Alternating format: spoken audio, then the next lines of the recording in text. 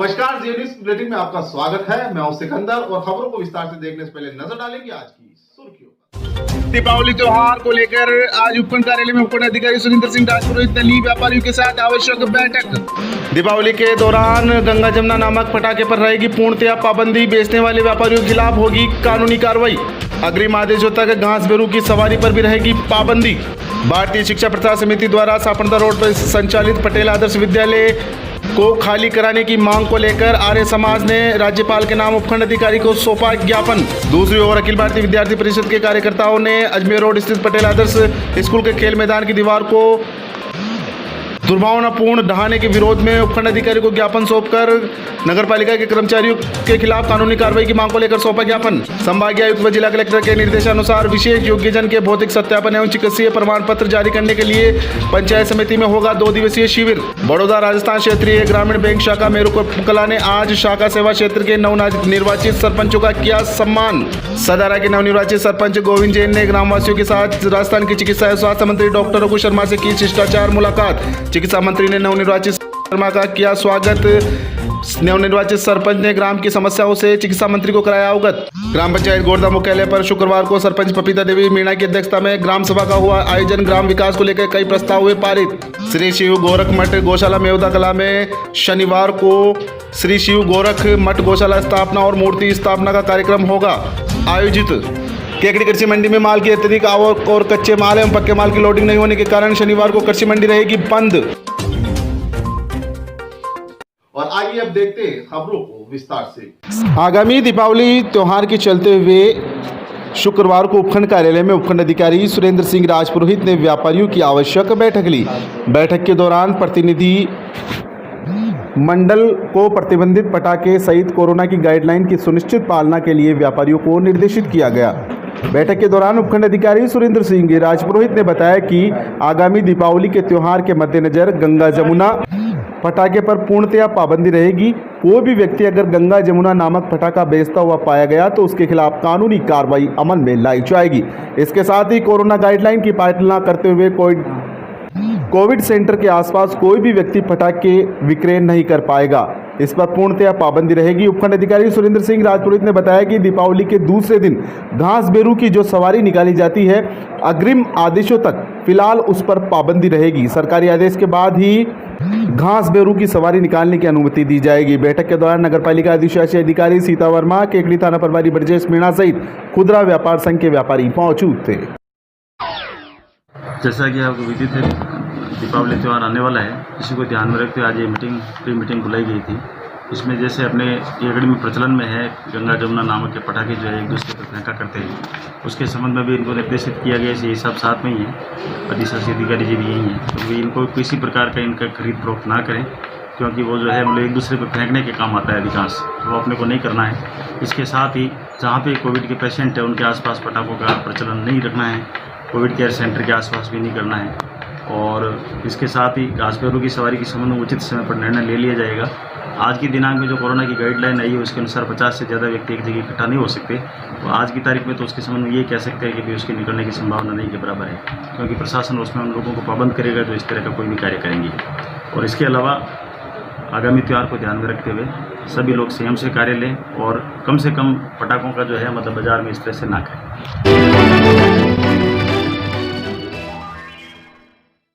आर्य समाज के प्रतिनिधिमंडल ने आज उपखंड अधिकारी सुरेंद्र सिंह राजपुरोहित को राज्यपाल के नाम ज्ञापन देकर सापड़दा रोड पर स्थित आर्य समाज भवन में भारतीय शिक्षा प्रसार समिति द्वारा संचालित पटेल आदर्श विद्यालय भवन को खाली कराने की मांग को लेकर ज्ञापन सौंपा।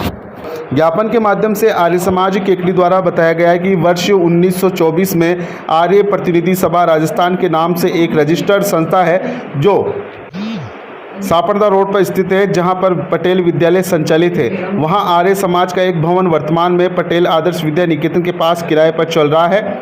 आर्य समाज के लोगों ने बताया कि जिस जगह विद्यालय संचालित है वह आर्य समाज द्वारा निर्मित भवन है। 1947 के मध्य आर्य समाज केकड़ी द्वारा निर्माण करवाकर स्वावलंबन शिक्षण समिति का गठन कर 1955 से 1980 तक सरदार पटेल विद्या मंदिर के नाम से विद्यालय का संचालन किया गया। तत्पश्चात 1986 में स्वावलंबन शिक्षण समिति द्वारा भारतीय शिक्षा समिति को उक्त भवन 3 रुपये प्रति महीने में किराए पर दे दिया गया। विद्यालय का निजी भवन बनने जाने के बाद आर्य समाज द्वारा इन्हें आर्य भवन खाली करने हेतु पदाधिकारी को बार बार कहा गया, लेकिन 1998 में जमीन आवंटन होने के बाद भी पटेल विद्यालय को खाली नहीं किया गया।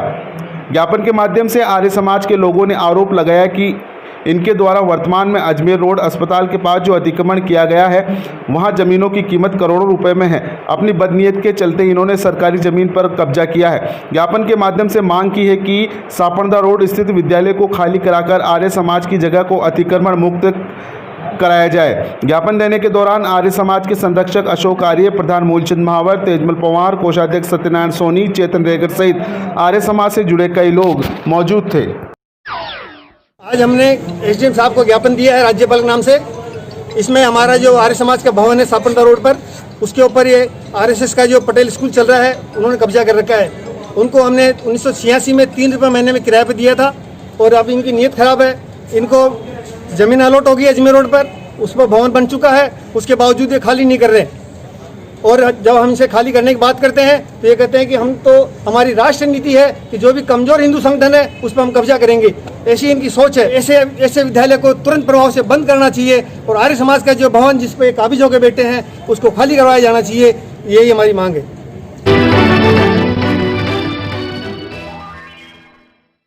वहीं दूसरी ओर अखिल भारतीय विद्यार्थी परिषद के छात्र छात्राओं ने आज अजमेर रोड स्थित पटेल स्कूल के खेल मैदान की दीवार को दुर्भावनापूर्व गिराने के विरोध में उपखंड अधिकारी को ज्ञापन सौंपा है।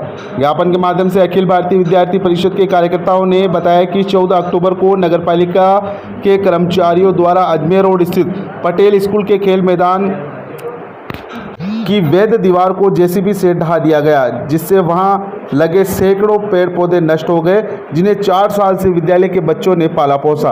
अखिल भारतीय विद्यार्थी परिषद के कार्यकर्ताओं ने ज्ञापन के माध्यम से नगरपालिका के दोषी कर्मचारियों के खिलाफ सख्त कार्रवाई करने व तोड़ी गई दीवार के पुनर्निर्माण की मांग की है।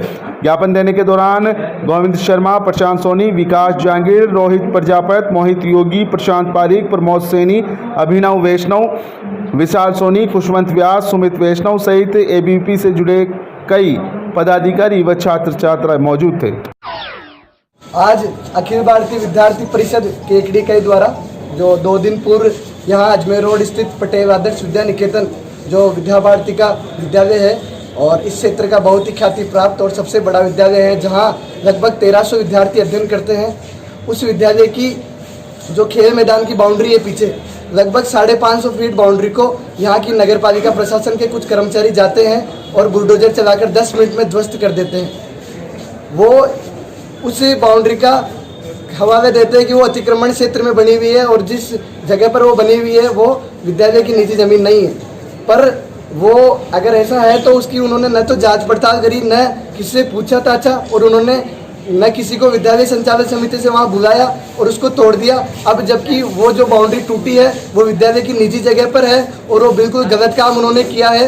तो हम ये मांग करते हैं कि जो उन्होंने बाउंड्री तोड़ी है उसका वहाँ निर्माण करवाया जाए। और लगभग 250 से 300 वहाँ वृक्ष थे, उनको भी नुकसान हुआ है, जिसको वहाँ के विद्यार्थी छात्र छात्राएं लगभग 4-5 साल से पानी पिलाकर उन्होंने इतना बड़ा किया है। और जो एक पाइपलाइन थी जिसके माध्यम से उन पौधों में पानी दिया जाता था वो भी क्षतिग्रस्त हुई है। तो ये जितना भी नुकसान हुआ है, हम मांग करते हैं कि इस पूरे नुकसान की भरपाई पालिका प्रशासन करे।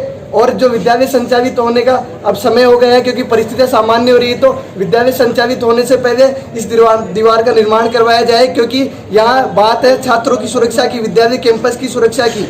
और जो पेड़ पौधे जो पर्यावरण को नुकसान पहुँचाए वो भी बहुत ही दुखद है। और विद्या भारती जो कि विश्व का सबसे बड़ा निजी विद्यालय संगठन है, उसका एक ख्याति प्राप्त विद्यालय केकड़ी क्षेत्र का सबसे बड़ा निजी विद्यालय, उसकी दीवार को इन्होंने बड़े ही दुखद तरीके से दुर्भावनावश आकर कर्मचारियों ने तोड़ा। तो आप देख सकते हैं कि इस क्षेत्र में आम आदमी के साथ क्या होगा। इसलिए हम मांग करते हैं कि प्रशासन जल्द से जल्द दोषियों के खिलाफ कार्रवाई करते हुए इस दीवार का निर्माण करवाए और जो भी वहाँ नुकसान हुआ है उसकी 1-1 इंच की भरपाई प्रशासन करेगा, वरना अखिल भारतीय विद्यार्थी परिषद आंदोलन करेगा, जिसकी जिम्मेदारी केवल और केवल प्रशासन की होगी। संभागीय आयुक्त व जिला कलेक्टर के निर्देशानुसार विशेष योग्यजन के भौतिक सत्यापन एवं चिकित्सकीय प्रमाण पत्र जारी किए जाने हेतु पंचायत समिति के सभागार कक्ष में 2 दिवसीय शिविर लगाया जाएगा। उपखंड अधिकारी सुरेंद्र सिंह राजपुरोहित ने जानकारी देते हुए बताया कि 19 अक्टूबर व 26 अक्टूबर को प्रातः 10 बजे से 5:30 बजे तक पंचायत समिति के सभागार में विशेष योग्यजन के भौतिक सत्यापन एवं चिकित्सकीय प्रमाण पत्र जारी करने हेतु कैंप का आयोजन किया जाएगा। संभागीय आयुक्त महोदय की निर्देशानुसार और जिला कलेक्टर महोदय द्वारा ली गई विषय में दिए गए निर्देशों के क्रम में समस्त उपखंडों के अंदर ये कार्यक्रम अभी चल रहा है, जिसमें हमने भी ये तय किया है कि केकड़ी उपखंड में जितने भी दिव्यांग या जो भी बचे हुए लोग इस तरह के मानसिक विकलांग, उन सब के लिए उनकी सबकी जांच करके उनका सर्टिफिकेट देने और बाद में उनकी पेंशन शुरू करवाने के लिए 19 तारीख को कैंप रखा गया है, जिसमें रजिस्ट्रेशन आज की तारीख में शुरू हो चुके हैं। तो मेरा ये अनुरोध रहेगा कि जो भी व्यक्ति इसमें बचा हुआ है वो अपना रजिस्ट्रेशन किसी भी नज़दीकी ई-मित्र के मार्फत जाके करवाएं, और फिर भी अगर मान लीजिए नहीं करवा पा रहा है तो संबंधित ग्राम सेवक से या पटवारी से संपर्क करें, या फिर भी नहीं हो रहा है तो हमारे कार्यालय में संपर्क करें। और 19 तारीख तक भी अगर वो किन्हीं कारणों से यहाँ नहीं पहुँच पाया और नहीं करवा पाया तो ये 19 तारीख को यहाँ आ जाए, ताकि हम उसके तत्काल रजिस्ट्रेशन करवा के उसका सर्टिफिकेट दिलवाएंगे, जैसे उनकी पेंशन शुरू हो चुकी है। सदारा ग्राम पंचायत के नवनिर्वाचित सरपंच गोविंद जैन ने राजस्थान के चिकित्सा एवं स्वास्थ्य मंत्री डॉक्टर रघु शर्मा के सरकारी आवास पर जाकर शिष्टाचार मुलाकात की और ग्रामीणों के साथ ग्राम पंचायत की विभिन्न समस्याओं से चिकित्सा मंत्री डॉक्टर रघु शर्मा को अवगत कराया। इस दौरान नवनिर्वाचित सरपंच गोविंद जैन ने चिकित्सा मंत्री डॉक्टर शर्मा को स्मृति चिन्ह भेंट किया व चिकित्सा मंत्री शर्मा ने नवनिर्वाचित सरपंच गोविंद जैन को चुनाव जीतने पर बधाई देते हुए साफा बंधवाकर स्वागत किया। चिकित्सा मंत्री से की गई मुलाकात के दौरान गोविंद जैन ने ग्राम पंचायत सदारा में प्राथमिक स्वास्थ्य केंद्र खोलने व ग्राम में पेयजल समस्या का समाधान करने, साथ ही रेगर समाज के लिए सामुदायिक भवन की मुख्य मांग चिकित्सा मंत्री डॉक्टर शर्मा के समक्ष रखी। वहीं चिकित्सा मंत्री डॉक्टर शर्मा ने कहा कि विधानसभा क्षेत्र में विकास के लिए किसी तरह की कमी नहीं आएगी। ग्रामीणों द्वारा जो भी समस्याएं व प्रस्ताव दिए गए हैं उन समस्याओं को प्राथमिकता से निपटाया जाएगा। इस दौरान ग्राम पंचायत सदारा के कई ग्रामीण भी मौजूद थे।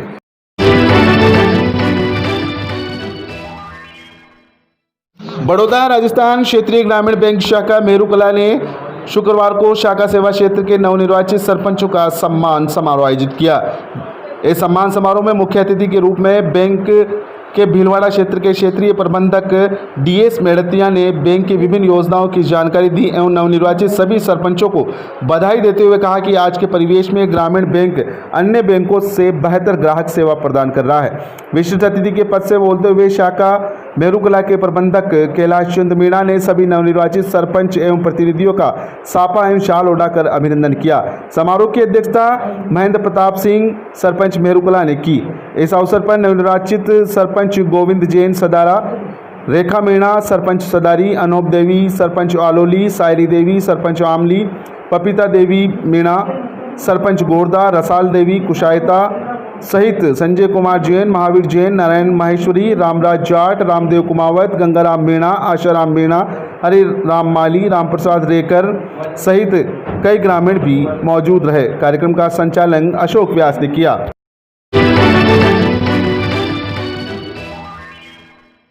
ग्राम पंचायत गोरधा मुख्यालय पर शुक्रवार को सरपंच पपीता देवी मीणा की अध्यक्षता में ग्राम सभा का आयोजन किया गया।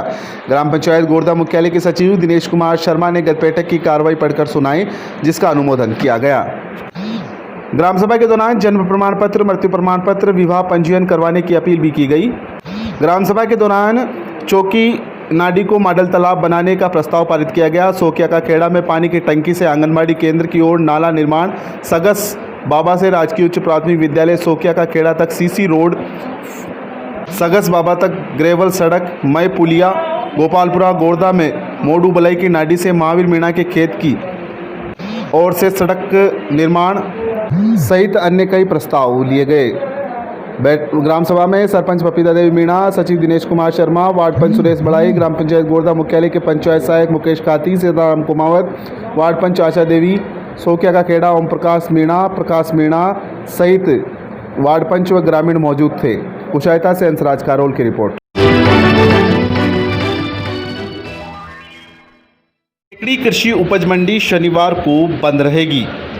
केकड़ी व्यापारिक एसोसिएशन के प्रवक्ता शैलेंद्र बोर्दिया ने जानकारी देते हुए बताया कि माल की अत्यधिक आवक और कच्चे एवं पक्के माल की लोडिंग नहीं होने के कारण केकड़ी कृषि उपज मंडी में शनिवार को कृषि जिंसों की खरीद फरोख्त का कार्य बंद रहेगा। उन्होंने किसान भाइयों से अनुरोध किया है कि इस दौरान होने वाली असुविधा से बचने के लिए अपनी उपज कृषि मंडी में नहीं लाए।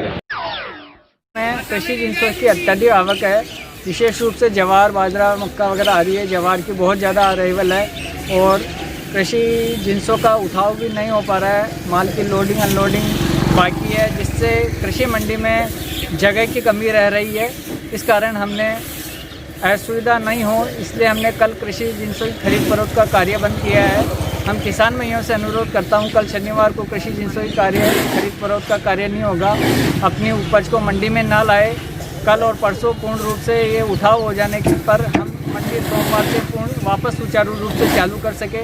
इस असुविधा से बचने के लिए हम किसान भाइयों से भी ये अनुरोध करते हैं, कल अपनी कृषि जिंसों को मंडी में लेकर ना आए।